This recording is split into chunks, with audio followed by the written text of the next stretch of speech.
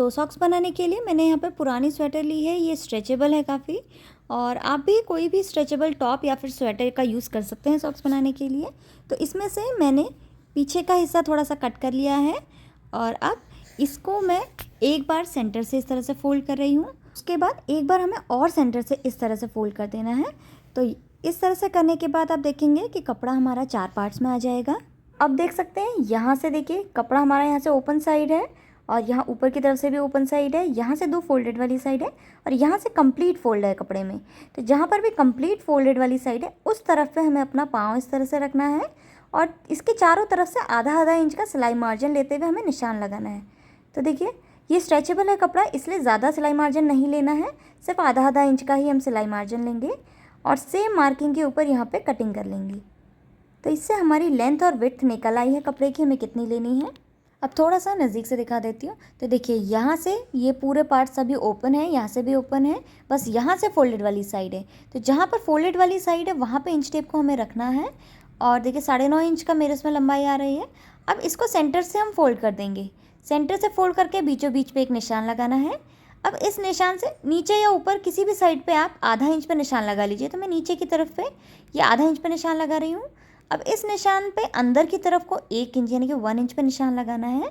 बड़े साइज़ का बनाने के लिए ये निशान आप 1.25 इंच पे लगाइएगा और अगर छोटे साइज़ का बनाना है तो 0.75 इंच पे लगाइएगा। अब इसको सीधी लाइन खींच के नीचे को ज्वाइन कर देना है। अब जो इसके ऑपोजिट वाली साइड है दूसरी तरफ वाली, उसमें हल्का सा राउंड शेप देना है। तो उसके लिए मैं यहाँ पे फ्रेंच कर्व का यूज़ कर रही हूँ। तो इस तरह से फ्रेंच कर्व की मदद से मैंने यहाँ पे राउंड शेप दे दिया है। सेम ऐसा ही राउंड शेप हमें दूसरी वाली साइड पे भी दे देना है। तो यहाँ पर भी मैं ये फ्रेंच कर्व से मैंने इस तरह से राउंड शेप बना दिया है। इसके बाद जो इसका सेंटर वाला हिस्सा है ना, यहाँ पर भी हमें हल्का सा अंदर की तरफ को करते हुए घुमाव देना है। तो इस तरह से फ्रेंच कर्व आप रखिएगा और ऐसे करते हुए हल्का सा यहाँ पे घुमाव देते हुए शेप बना लेना है।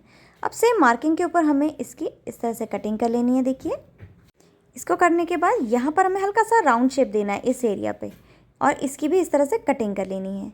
देखिए यहाँ पे कटिंग पूरी हो चुकी है। अब ऊपर के 2 पार्ट्स लेना है और उसको ऐसे फैलाते हुए हम रख देंगे।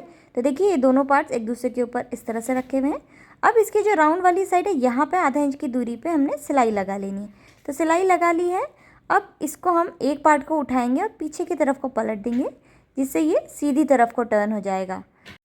अब देखिए ये जो सिलाई की लाइन है ना, ये लाइन और दूसरी तरफ वाली सिलाई की लाइन दोनों को एक दूसरे के साथ मिलाना है इस तरह से और एक हाथ से इस तरह से पकड़ लीजिए।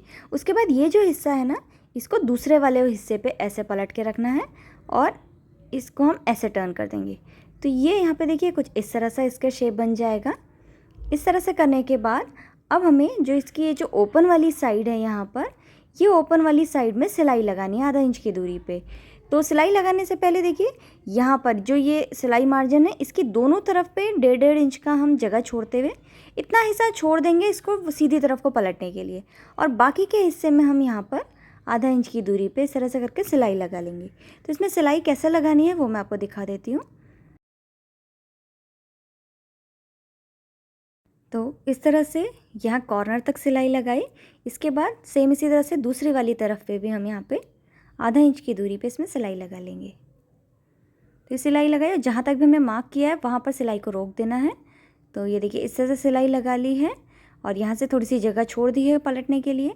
अब देखिए ये जो कॉर्नर है ना, यहाँ वाला, इस कॉर्नर पे हमें दोनों हाथों से इस तरह से कपड़े को ऐसे थोड़ा सा खींचना है और ये जो सिलाई मार्जिन है इसको बीच में ले आना है। तो इस तरह से इसको हम दोनों हाथ से पकड़ के बीच में ले आएंगे। इसके बाद यहाँ पर ऊपर कॉर्नर से 1 इंच यानी कि 1 इंच पर हम निशान लगाएंगे और इस निशान के ऊपर हमें सीधा सीधा इस तरह से सिलाई लगानी है। तो इसको कैसे सिलना है देखिए, इस तरह से करते हुए हमने यहाँ पे सिलाई लगा ली है। सेम इसी तरह से दूसरी तरफ भी सिलाई लगाएंगे। तो एक हाथ से एक हिस्सा पकड़ेंगे और दूसरा हाथ से दूसरा हिस्सा और सिलाई मार्जिन को बीच में ले आएंगे। ऐसा करने के बाद यहाँ पर भी 1 इंच की दूरी पे इस तरह से करते हुए सिलाई लगा लेनी है। तो ये हमने यहाँ पे सिलाई लगा ली है। इसके बाद ऊपर की तरफ से जितना भी एक्स्ट्रा कपड़ा है थोड़ा सा मार्जिन छोड़ते हुए एक्स्ट्रा कपड़े को कट कर लेंगे। दूसरी तरफ पे भी सेम ऐसे ही करना है।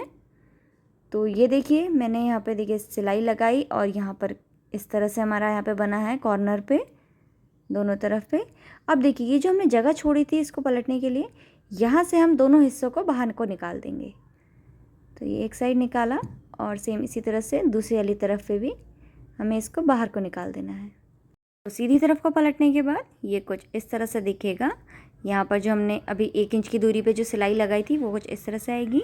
और अब यहाँ पे जो ओपन वाला हिस्सा है इसमें आधा इंच के कपड़े को अंदर को पलटेंगे इस तरह से, और हाथ से हम इसमें सिलाई लगा के इसको बंद कर लेंगे।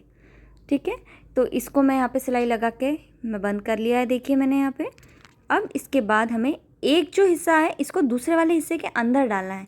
तो जहाँ पर बंद वाला हिस्सा है ना, वहाँ पर हम दोनों कपड़ों को इस तरह से खींचेंगे और इस वाले एक को दूसरे के अंदर की तरफ को इस तरह से कर लेंगे और अंदर पे अच्छे से एडजस्ट कर लेंगे दोनों पार्ट्स को। तो ये कहीं से भी इसमें धागे नहीं निकलेंगे, ये पूरी तरह से बंद हो चुका है।